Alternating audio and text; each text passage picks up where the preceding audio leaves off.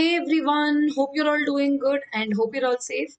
A very good evening to all those who have joined the class here and welcome back on Oliveboard's revision series for ESI section, which is going to be helpful for your RBI Grade B 2021 examination preparation. So this is our lecture 6, including both our objective lectures and also the descriptive ones, and this is third descriptive lecture. Right. So if my voice is audible and if you are good to begin, quickly let me know in the comment section so that we don't delay the session anymore.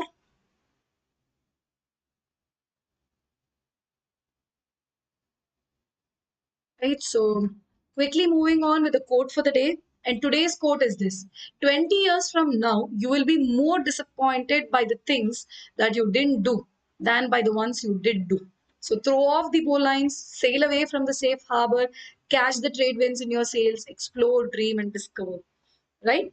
So do not think about what risks you have taken in life. I'm sure we'll not repent that towards the end of our lives. What we are going to only repent is why we didn't do certain things. Our disappointment is going to be more towards those which we did not try or attempt. So give your best attempts, even have that courage to fail, and then recover from all the failures and go towards your success. Right? So I want every one of you to make a note that at Oliveboard we have these following lectures which can help your revision for both SEBI Grade A examination and also for RBI Grade B examination.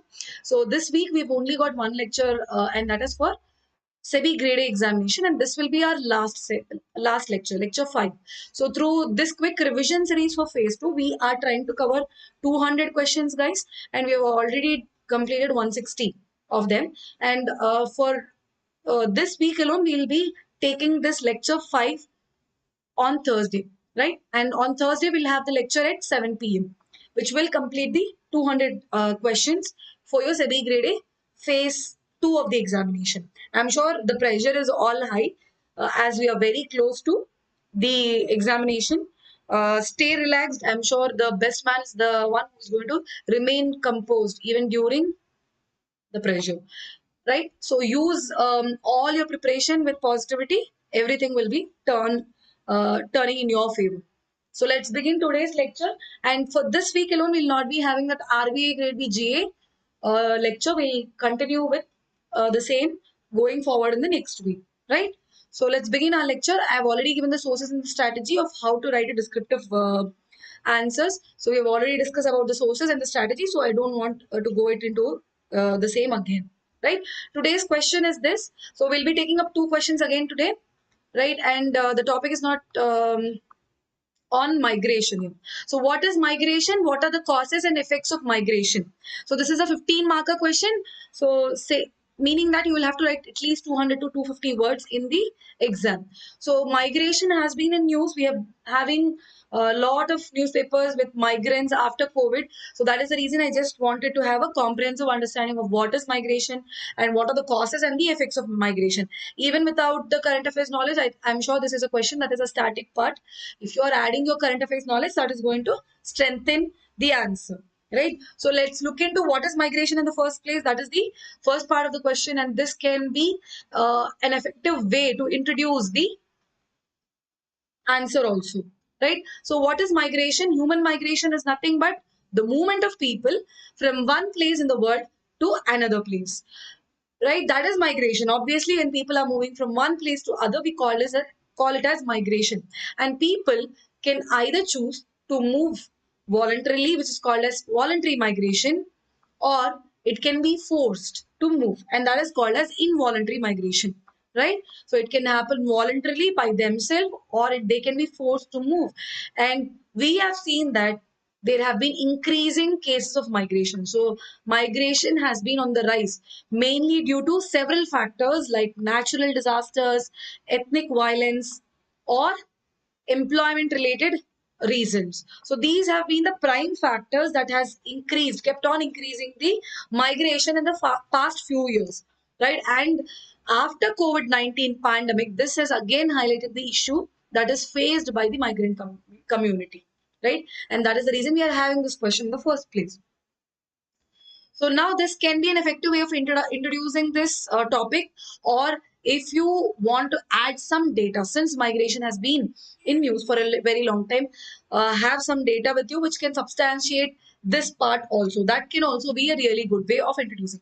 But since the question is asking about what is migration, it is always better that you add up what is migration, then understanding about migration in the first place. So here you can also tell that migration does not have to be within the country. It can be within the country, but it can also be outside the country. It can be within the state, but it can be outside the state. So you can also get that point here in the introduction itself, right? So now the first part is done. Here we'll be talking about next, that is the causes of migration, and then the effects of the migration. So let's take one by one here. So what are the causes of migration? As you see, the causes of migration are multifolded. It is not because of single reason that people choose to migrate. The very important factor for migration is employment, right? So in search of better employment opportunities, people move from one place to the other place. So employment has always remained one of the important cause for migration. So you can see that this has led people to migrate from rural to urban areas, and also from one urban area to other urban areas. Probably you can see inter-country migration also happening because of these employment-based reasons, right? So it is one of the most important causes of migration. For example, I'm just pointing out one reason here. You can talk about various examples for employment here, but there are significant number of people who move from drought-prone regions seasonally to work in construction industry, to work in tile factories, agricultural work. So these is a kind of seasonal migration that happens, right? Whenever during the drought situations are hit, whenever the places are being hit by drought, so you tend to see this kind of migration, which is called as seasonal migration. And that also is driven by employment factors. So you can put it as the example under the employment. Or else you can also talk about the examples of how people migrate from India to abroad in search of better employment opportunities, right? So that can also be a possible example here. Then the next important cause for migration is education. So, in search of better educational facilities, we see a lot of people migrating from one place to the other place. So, due to lack of educational facilities at their place of residence, people migrate to the urban areas in case of internal migration.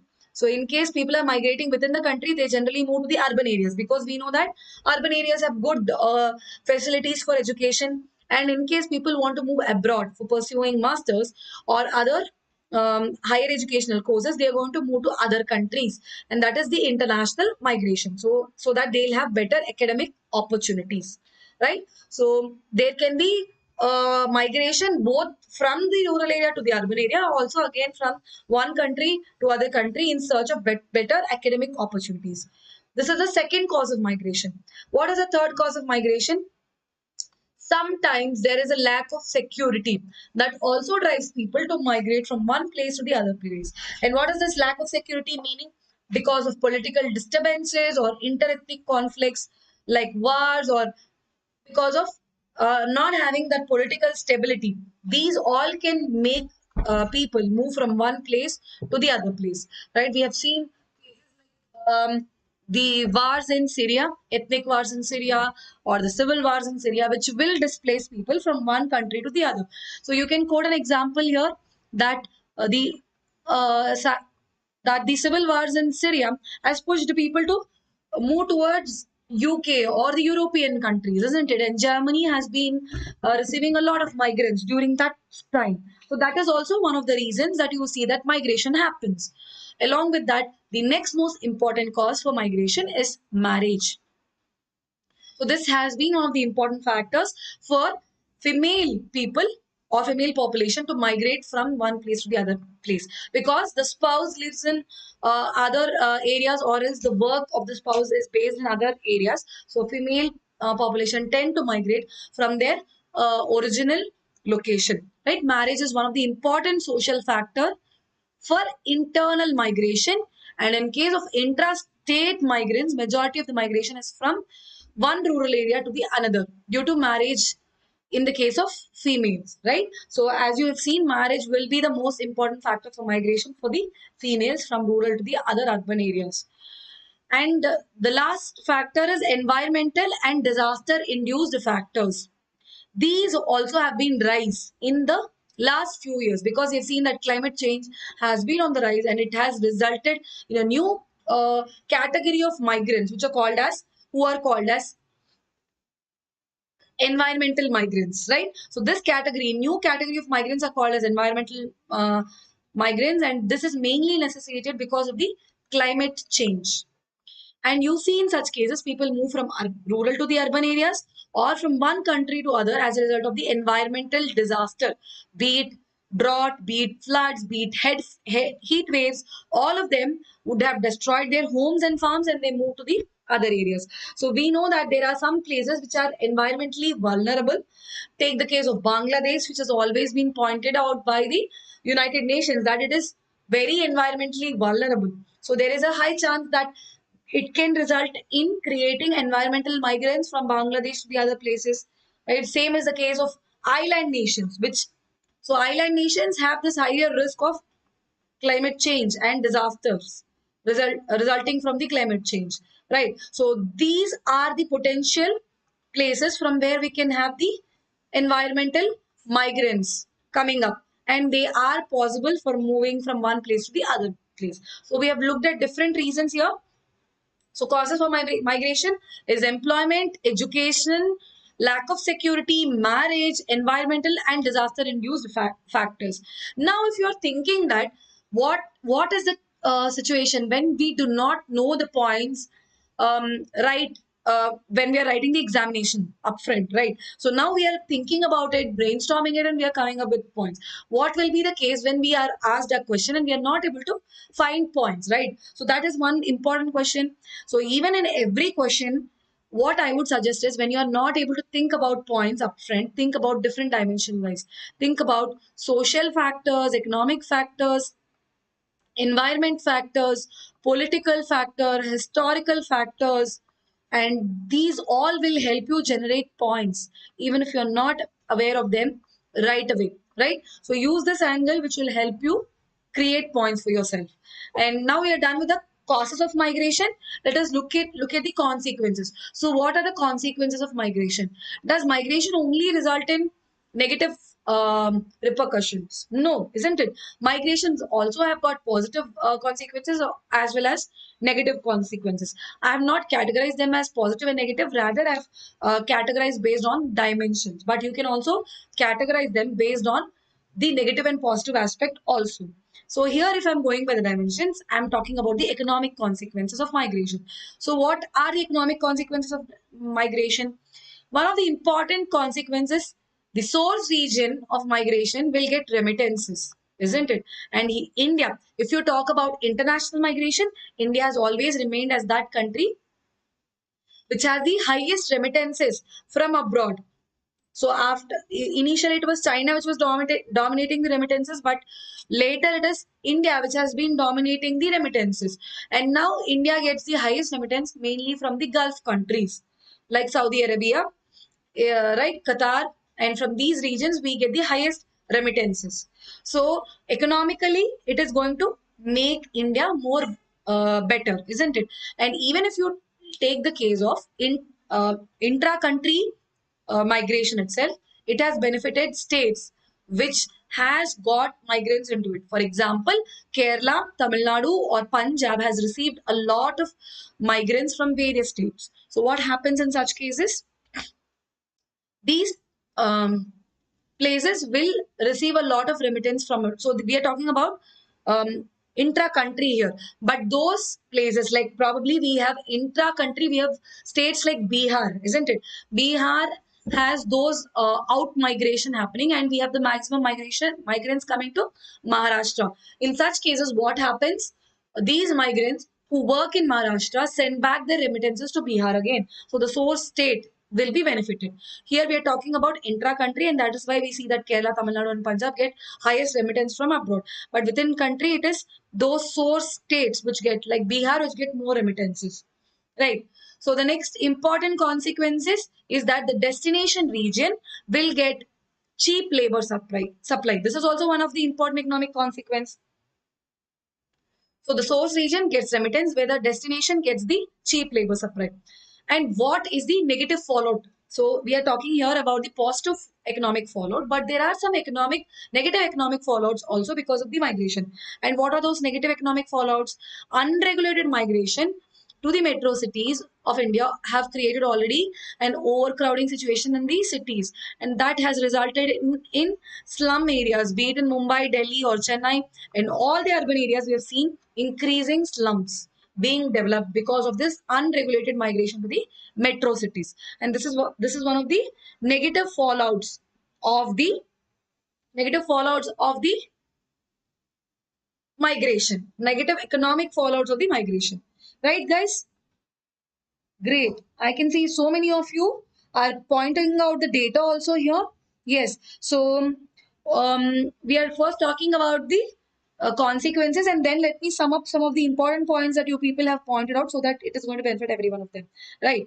So let's keep moving here. Next consequence. We are done with the economic consequences. Now we are talking about the demographic consequences. So what is demography meaning? It is talking about the population mainly in an area.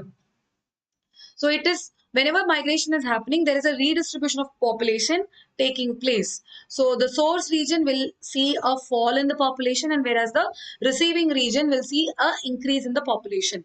Right? That is how demography is going to be adjusted. Yes, and then we have got social consequences here. Social consequences. What are the social consequences of migration? One is you see that due to migration, there is a positive social change happening through migration. There are new ideas, new technologies, new family values, women's status, all of them are also getting diffused with the help of migration. Right. So if you see people working in urban areas, when they come back to the rural areas, they come with a broad social mindset. They treat women on par with men because once they see such a kind of social change in the urban areas, they tend to get those kind of values also to the rural areas. The same is the case when the migration is also happening internationally. Right. So this is the positive fallout, positive social consequence. Now let's talk about the negative social consequence. What are the negative social consequences? Migration may create intolerance and also growth of anti-social activities. We have been seeing these kind of negative social consequences in United States after the Trump regime, isn't it? There have been growing racial atrocities in countries like United States and also Australia because of this migration. You see, there is a intolerant attitude from those who are staying within these countries, and there will be growing racial atrocities, right? So this is one of the social consequence. And apart from this, COVID has also again showed what are the problems that the migrants face, isn't it? So because of these COVID situation, we have seen so many migrants not able to access their basic necessities in the place that they were working. As a result, they had to move to the other locations. And also, even in the general situations, you see that because most of the migrants do not have a proper identity card, they will not be able to access so many services that the government provides. For example, ration services that the government provides needs to have an Aadhaar card, and they need to have a permanent address. So they have to. It is not possible for migrants to get that identity cards very comfortably, and that makes them not access some basic services that the governments provide. Right. So this is one other social consequence. And last but not the least, you can add up with the environment consequences too. So it results in overcrowding in particular regions. So that is going to put a pressure on the existing resources in that area. For example, in the urban areas, we have seen that it has resulted in increasing the population. So the resources have to be distributed among the increased population. So where you see that pollution is going to rise, groundwater depletion is going to happen. So this is all leading to the negative environmental fallout, right? So we have looked at both the causes of migration, and we have also looked at the consequences of migration. And here I've seen that some of you have added really good points, like the data here. Into 2011, nearly 45 crore people have been migrating. Yes, that can be a good way of introducing in your answer, right? And along with that, some of you have pointed out the same points that I've asked for. Yes, in Delhi, we have seen the problem of pollution. Whereas if you take the case of Chennai, there is water scarcity that is happening because of the migration. Yes, so these are all going to add value to your answer. And moving to the next question, before moving to the next question, Padmini is asking me, ma'am, they will ask for 200, then writing what we know is hard.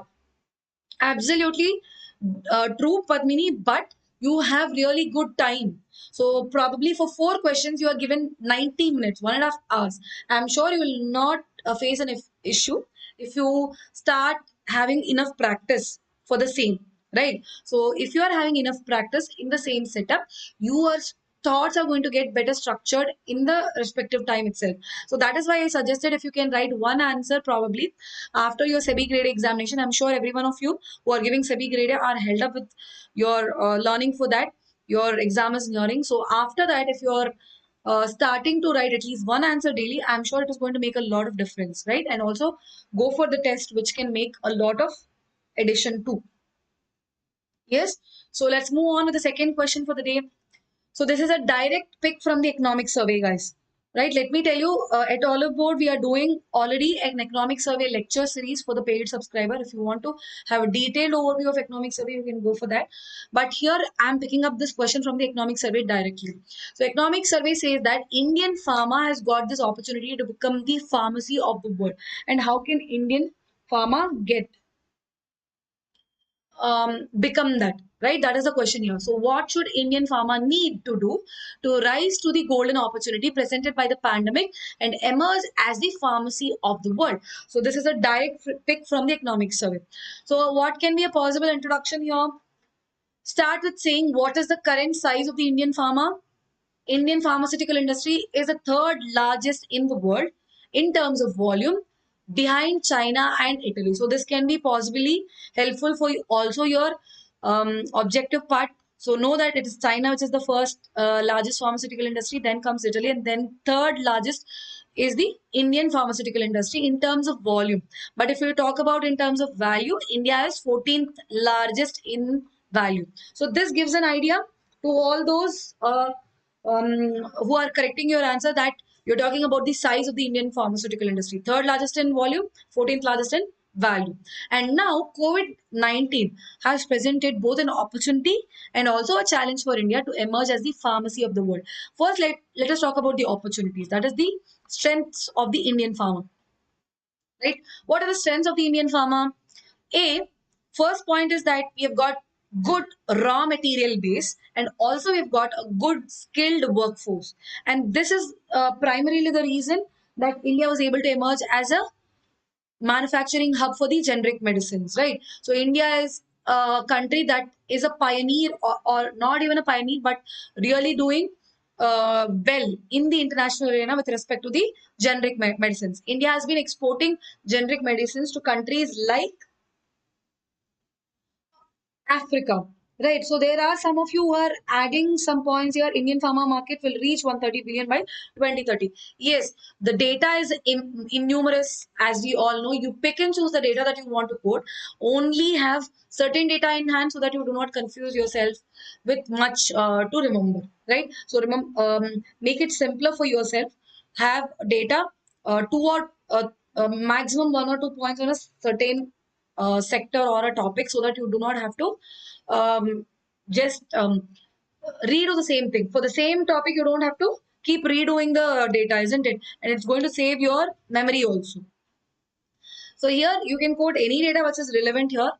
Now we are talking about the strengths. The first being the raw material base and the skilled workforce, which has helped India become the hub in the generic medicines. And India is that country which has been exporting to the developing countries and mainly Africa the generic medicine. Second point is that India is the only country with largest number of US FDA compliant pharma plants outside USA.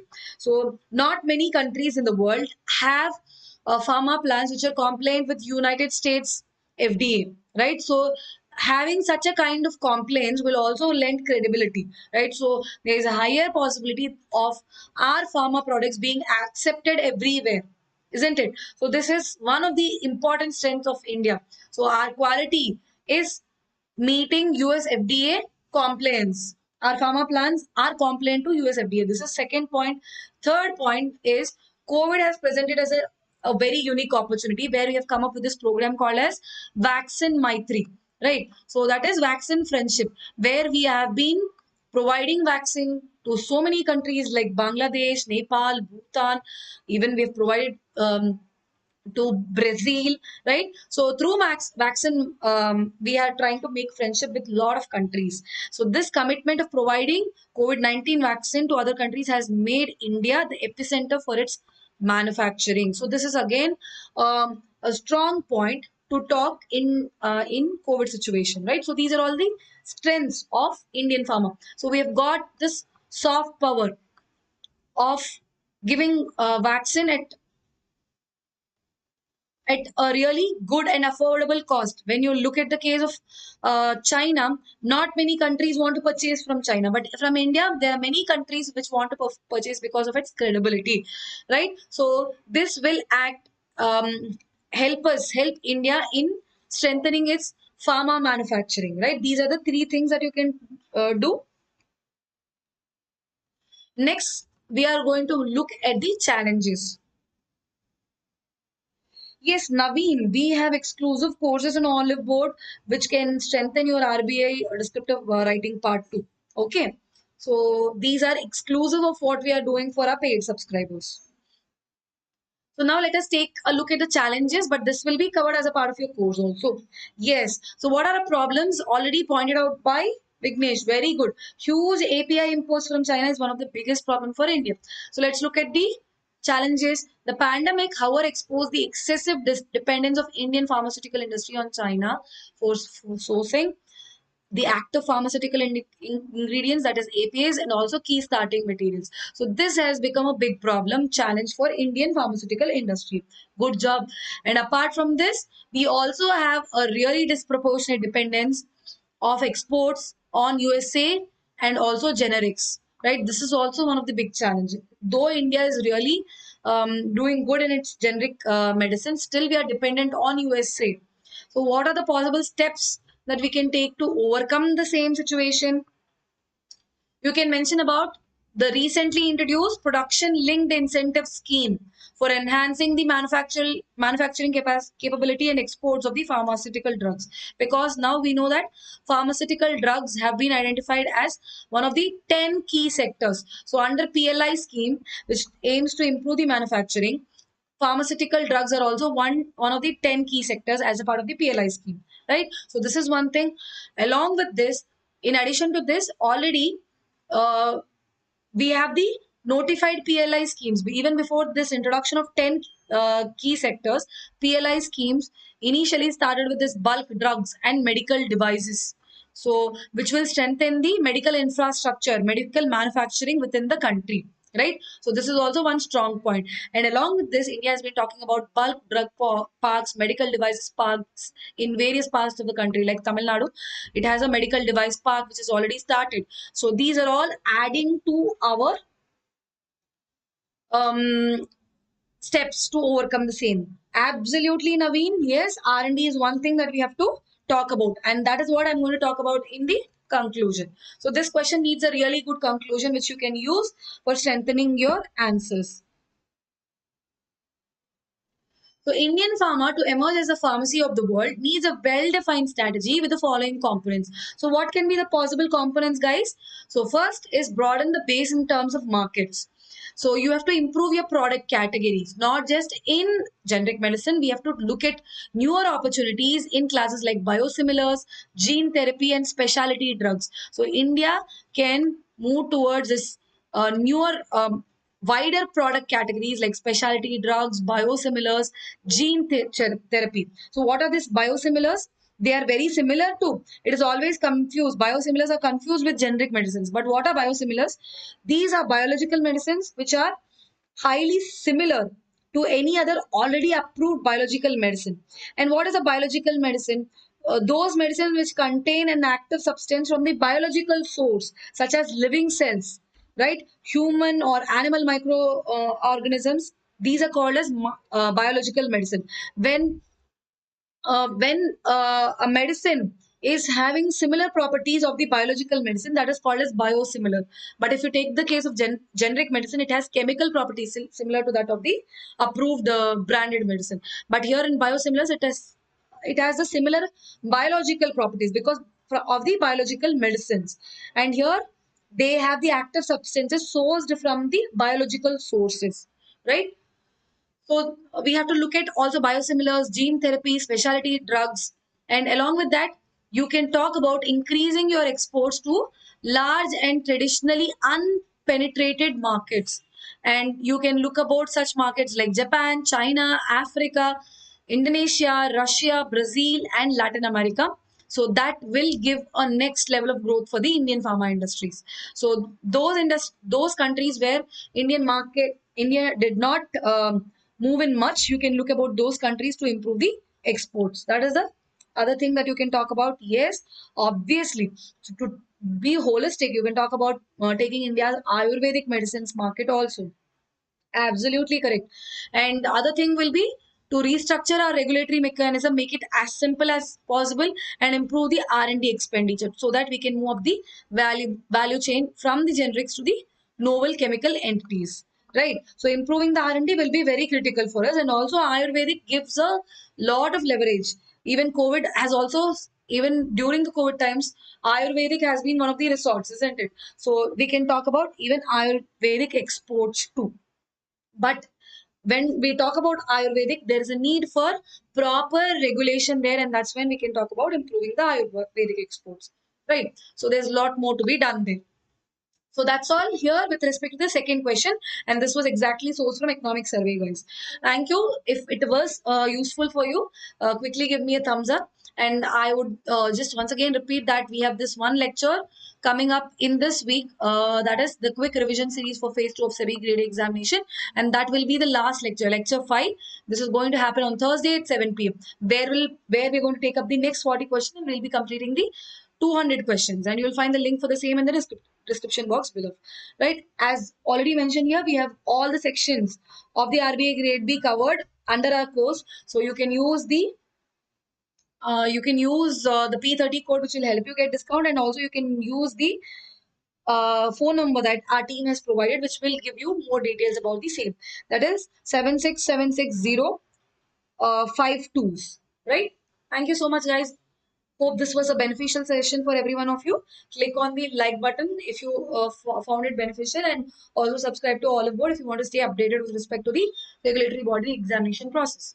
Thank you so much. Have a great learning experience, and hope your preparation for SEBI grade examination is steadfast, and may the best things come to you.